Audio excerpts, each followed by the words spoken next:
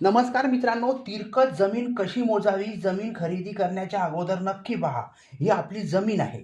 मग ही काय मित्रांनो 50 फूट आणि 40 फूट ही आपली जमीन आहे. मग यासाठी आपल्याला काय करायचं आहे मित्रांनो, हे ज्या 2 असमान बाजू आहे. असमान बाजू कोणत्या 50 आणि हे 60 फूट.